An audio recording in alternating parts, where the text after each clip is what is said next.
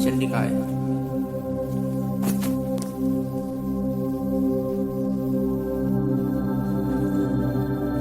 मैं अणिमा आदि सिद्धिमयी किरणों से आवृत भवानी का ध्यान करता हूँ।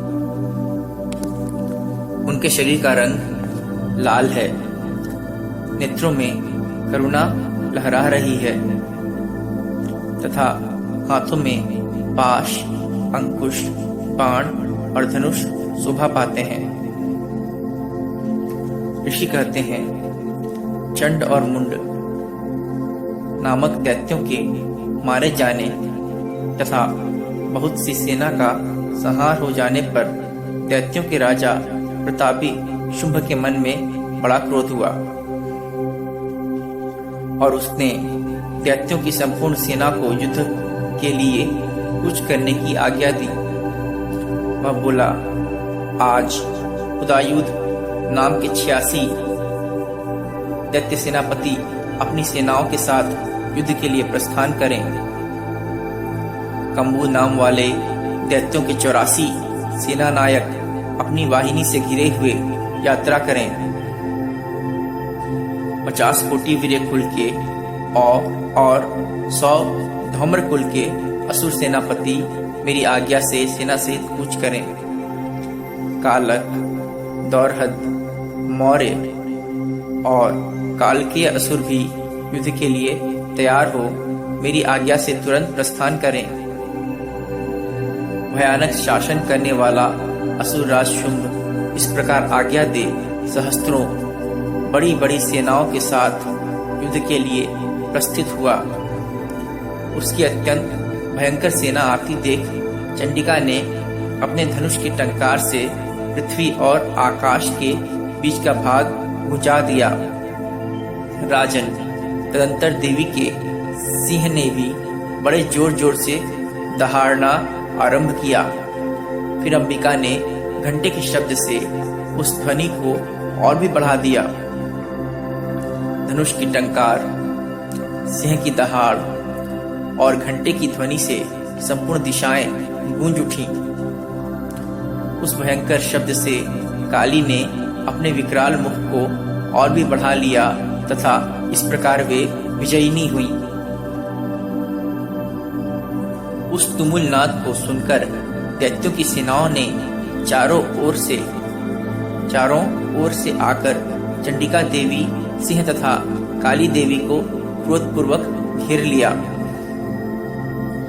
राजन, इसी बीच में असुरों के विनाश तथा देवताओं के अभ्युदय के लिए ब्रह्मा, शिव, कार्तिकेय, विष्णु तथा इंद्र आदि देवों की शक्तियां जो अत्यंत पराक्रम और बल से संपन्न थीं, उनके शरीरों से निकलकर उन्हीं के रूप में चंडिका देवी के पास गई।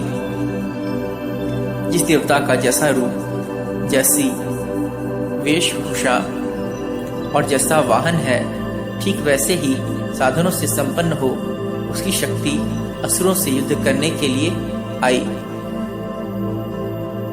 सबसे पहले हंस युक्त विमान पर बैठी हुई अक्षसूत्र और कमंडलू से सुशोभित ब्रह्मा जी की शक्ति उपस्थित हुई, जिसे ब्रह्माणी कहते हैं। महादेव जी की शक्ति वृषभ पर आरूढ़ हो, हाथों में श्रेष्ठ त्रिशूल धारण किए, महानाग का कंकण पहने, मस्तक में चंद्र रेखा से विभूषित हो वहां आ पहुंची।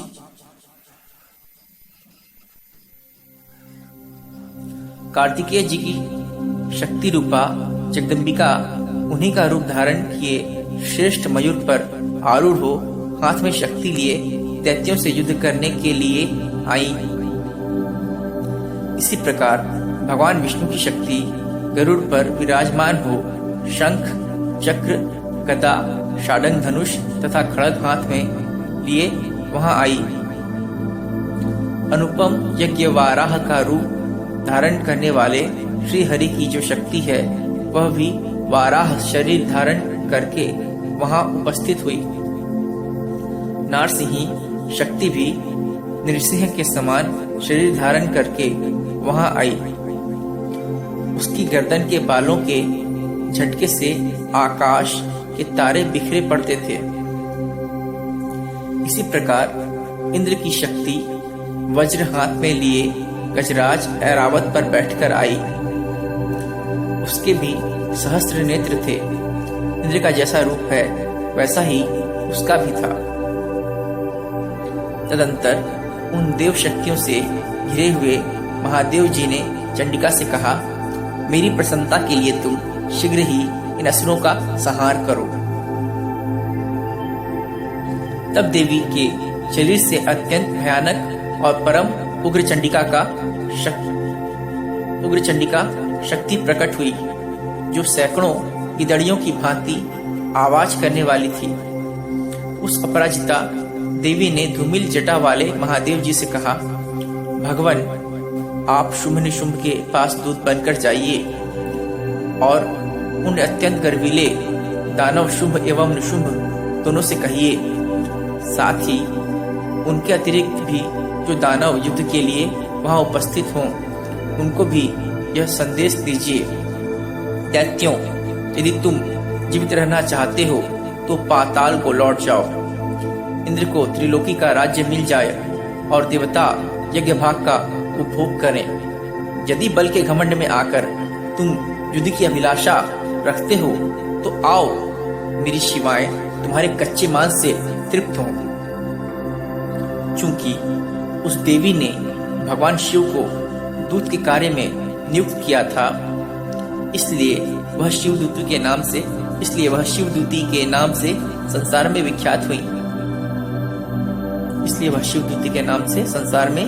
विख्यात हुई। वे महादैत्य भी भगवान शिव के मुंह से देवी के वचन सुनकर क्रोध में भर गए और जहां कात्यायनी विराजमान थी उस ओर बढ़े। तदंतर वे दैत्य अमर्ष में भरकर पहले ही देवी के ऊपर बाण, शक्ति और वृष्टि आदि अस्त्रों की वृष्टि करने लगे। तब देवी ने भी खेल खेल में ही धनुष की टंकार की और उससे छुड़े हुए बड़े बड़े बाणों द्वारा दैत्यों के चलाए हुए बाण, शूल, शक्ति और फरसों को काट डाला।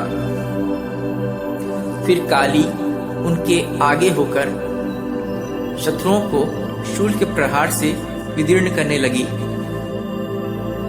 और खट्टवांग से उनका कचूमर निकालती हुई रणभूमि में विचरने लगी। ब्रह्माणी भी जिस ओर दौड़ती उसी ओर अपने कमंडलू का जल छिड़ककर शत्रुओं के ओज और पराक्रम को नष्ट कर देती थी। महेश्वरी ने त्रिशूल से तथा वैष्णवी ने चक्र से और अत्यंत क्रोध में भरी हुई कुमार कार्तिकेय की शक्ति ने शक्ति से दैत्यों का संहार आरंभ किया। इंद्र शक्ति के वज्र प्रहार से विदीर्ण हो सैकड़ों दैत्य दानव रक्त की धारा बहाते हुए पृथ्वी पर सो गए। वाराही शक्ति ने कितनों को अपनी थुतुन की मार से नष्ट किया। दाढ़ों के अग्रभाग से कितनों की छाती छेद डाली तथा कितने ही दैत्य उसके चक्र की चोट से विदीर्ण होकर गिर पड़े। नारसिंही भी दूसरे महादैत्यों को अपने नखों से विदीर्ण करके खाती और सिंहनाद से दिशाओं एवं आकाश को गुंजाती हुई युद्ध क्षेत्र में विचरने लगी। कितने ही असुर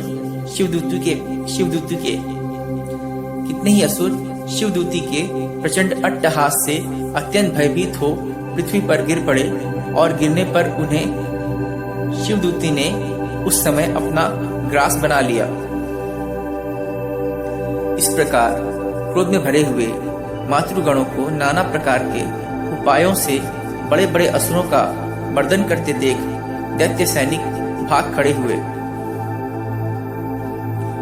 मातृगणों से पीड़ित दैत्यों को युद्ध से भागते देख रक्तबीज नामक महादैत्य क्रोध में भरकर युद्ध करने के लिए आया। उसके शरीर से जब रक्त की बूंद पृथ्वी पर गिरती तब उसी के समान शक्तिशाली एक दूसरा महादैत्य पृथ्वी पर पैदा हो जाता।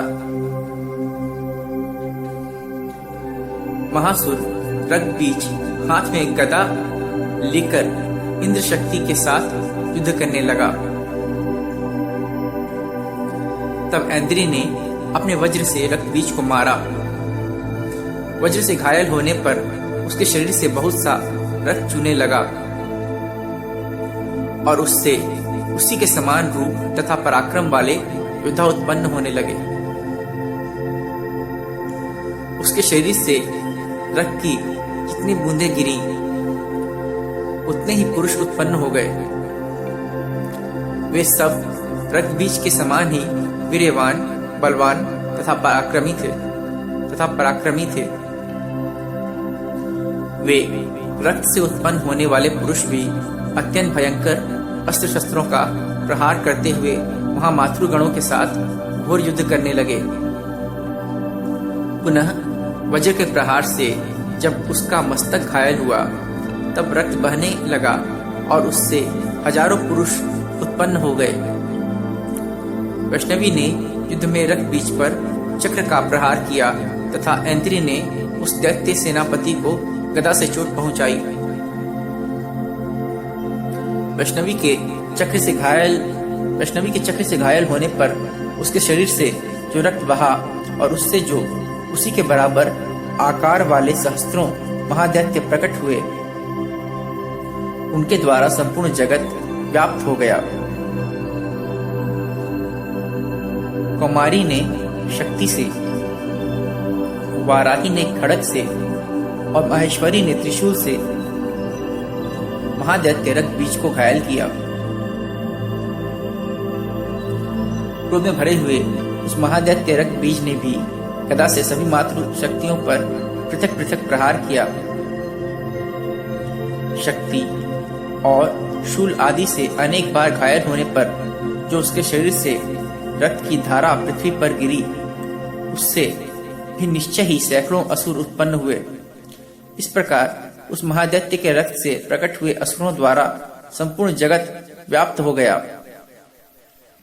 इससे उन देवताओं को बड़ा भय हुआ। देवताओं को उदास देख चंडिका ने काली से कहा, शीघ्रतापूर्वक कहा, चामुंडे, तुम अपना मुख और भी फैलाओ तथा मेरे शस्त्रपात से गिरने वाले रक्त बिंदुओं और उनसे उत्पन्न होने वाले महादैत्यों को तुम अपने इस उतावले मुख से खा जाओ। इस प्रकार रक्त से उत्पन्न होने वाले महादैत्यों का भक्षण करती हुई तुम रण में विचरती रहो। ऐसा करने से उस दैत्य का सारा रक्त क्षीण हो जाने पर वह स्वयं भी नष्ट हो जाएगा। उन भयंकर दैत्यों को जब तुम खा जाओगी तब दूसरे नए दैत्य उत्पन्न नहीं हो सकेंगे। काली से यूं कहकर चंडिका देवी ने शूल से रक्तबीज को मारा और काली ने अपने मुख में उसका रक्त ले लिया। तब उसने वहां चंडिका पर गदा से प्रहार किया, किंतु उस गदापात ने देवी को तनिक भी वेदना नहीं पहुंचाई। रक्तबीज के घायल शरीर से बहुत सा रक्त गिरा, किंतु ज्यों ही वह गिरा त्यों ही चामुंडा ने उसे अपने मुख में ले लिया।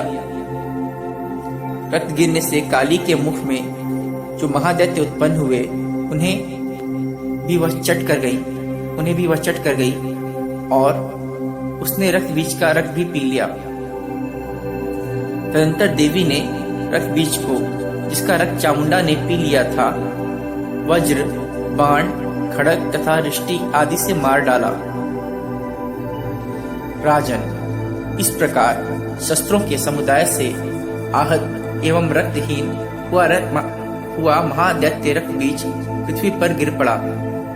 नरेश्वर, इससे देवताओं को अनुपम हर्ष की प्राप्ति हुई और मातृगण उन असुरों के रक्तपान के मद से उद्धत सा होकर नृत्य करने लगा।